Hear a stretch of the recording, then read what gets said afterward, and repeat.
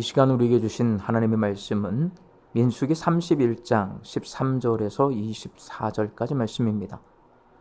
모세와 제사장 엘르아살과 회중의 지도자들이 다 진영 밖에 나가서 영접하다가 모세가 군대의 지휘관 곧 싸움에서 돌아온 천부장들과 백부장들에게 노하니라. 모세가 그들에게 이르되 너희가 여자들을 다 살려두었느냐? 보라, 이들이 발람의 꾀를 따라 이스라엘 자손을 부올의 사건에서 여호와 앞에 범죄하게 하여 여호와의 회중 가운데에 연병이 일어나게 하였느니라.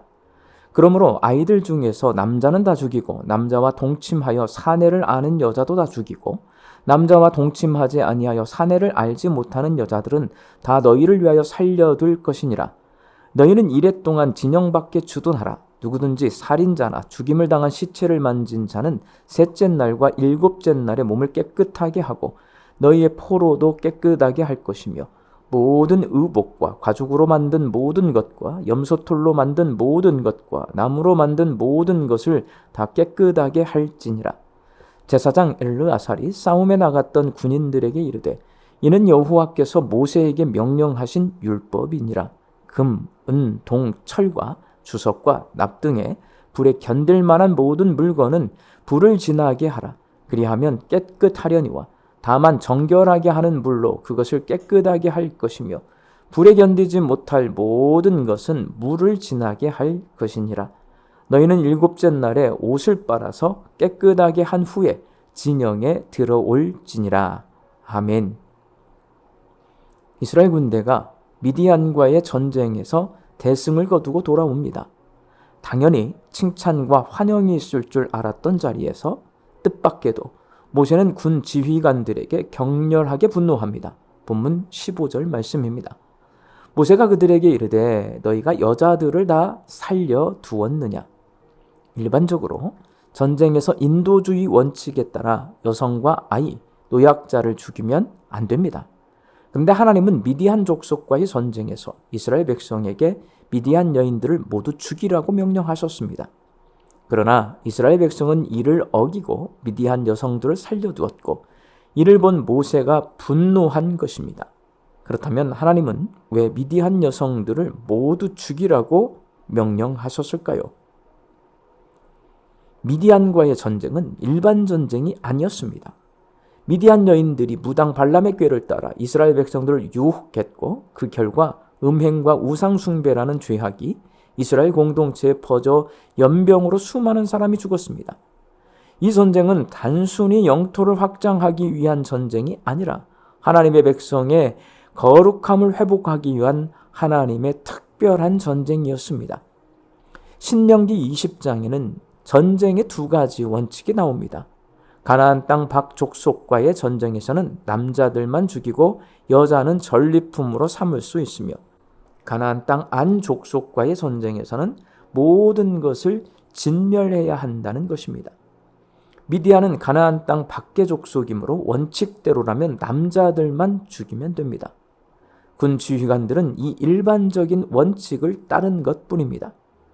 그러나 하나님은 이번 미디안 전쟁에서 예외를 두셨습니다. 이는 일반적인 원칙보다 하나님의 특별 명령을 따르는 것이 훨씬 중요하다는 것을 보여줍니다. 하나님은 이스라엘 백성의 거룩함을 지키기 위해 죄악의 근원을 완전히 제거하라는 특별 명령을 내리신 것입니다. 모세가 분노한 것은 바로 이 하나님의 특별 명령이 지켜지지 않았기 때문입니다. 이는 우리에게 하나님의 명령에는 일반 명령과 특별 명령이 있으며 하나님은 언제나 우리에게 원칙보다는 순종을 요구하신다는 중요한 신앙의 원리를 가르쳐 줍니다. 하나님의 특별 명령은 거룩함을 위한 것이었습니다. 모세는 전쟁을 마치고 돌아온 이스라엘 백성에게 진영 밖에서 정결 의식을 치르도록 명령합니다. 사람뿐만 아니라 전리품과 도구, 심지어 옷까지도 정결하게 하라고 말씀하십니다. 이는 단순히 위생의 문제가 아니라 하나님의 백성답게 살기 위한 거룩한 훈련이었습니다. 하나님은 전쟁의 승리보다 당신의 백성이 죄악에서 벗어나 거룩함을 유지하는 것을 더 중요하게 여기시기 때문입니다. 사랑하는 광주 양림교회 성도 여러분, 오늘날 하나님은 우리에게도 특별 명령을 주십니다. 모든 사람이 다 하는 말, 다 따르는 방식, 일반적인 기준이 있다 해도 하나님은 나에게 특별히 순종을 요구하시는 명령이 있습니다. 요즘 기독병원을 찾는 응급 환자들이 많아서 구급차가 지나가는 소리를 많이 듣습니다. 빨간색 신호등이 켜지면 모든 차가 멈춰서야 합니다. 이것은 모든 사람이 알고 있고 지키고 있는 일반적인 명령입니다. 그렇지만 응급 환자를 싣고 가는 구급차는 빨간색 신호등이 켜져 있어도 경고음을 울리며 교차로를 통과해서 지나갑니다. 다른 목적을 가지고 운행하는 차량이나 횡단보도를 건너는 사람보다 구급차에 타고 있는 응급 환자의 생명을 살리는 일이 우선하기 때문에 초록색 신호등일 경우에도 구급차가 앞서갈 수 있도록 비켜주고 빨간색 신호등일 경우에도 교차로를 통과할 수 있도록 해줍니다. 이것이 바로 특별명령입니다. 하나님은 원칙을 넘어서서 우리의 거룩함을 위해 특별명령을 하시는 분이십니다. 그래서 우리에게 하나님의 일반 명령과 특별명령을 분별할 수 있는 지혜가 필요합니다. 원리 원칙이 없으면 무질서해져서 거룩함을 잃어버리게 되고 원리 원칙만을 고집하다 보면 거룩함을 회복할 수 있는 기회를 놓치게 됩니다. 하나님께서 성경을 통해 주신 일반 명령을 성실하게 준수하고 또 특별한 상황에서 주시는 특별 명령에 순종하기 위해서는 이것이 하나님의 명령임을 아는 지혜와 하나님의 명령에 순종하겠다는 믿음이 필요합니다.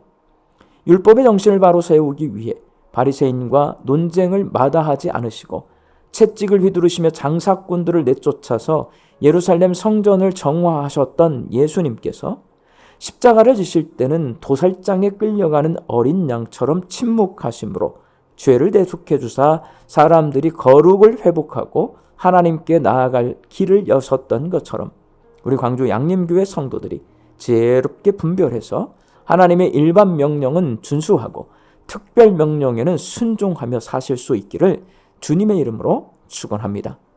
함께 기도하겠습니다. 오늘도 우리의 거룩함을 오염시키는 많은 미혹들이 있습니다. 하나님의 일반적인 명령은 준수하고 특별하신 명령에는 순종하여서 우리가 거룩한 하나님의 백성으로 살게 하여 주옵소서. 말씀 듣고 세상을 향해 나아갑니다. 우리 광주 양림교회 성도들이 이 하루도 부지런히 열심히 일하며 삽니다. 일터 위에 일용할 양식을 풍성히 내려주시어서 자족과 감사함으로 이 하루를 살게 하여 주옵소서. 흩어져 살고 있는 내 가족과 자녀들이 하나님의 명령에 순종하며 살아가는 하나님의 백성들이 되게 하여 주옵소서. 육신 연약하여서 낫기를 간구하는 환우들이 있습니다. 예수 그리스도의 능력으로 치유함을 얻게 하여 주시고 오랜 시간 침상에 누워 계시는 장기 환우들과 어르신들이 천국 소망 붙들고 오늘 이 하루를 살게 하여 주옵시며 애쓰고 힘써서 돌보는 가족들 위에 새 힘을 더하여 주옵소서. 예수님의 이름으로 기도하옵나이다. 아멘.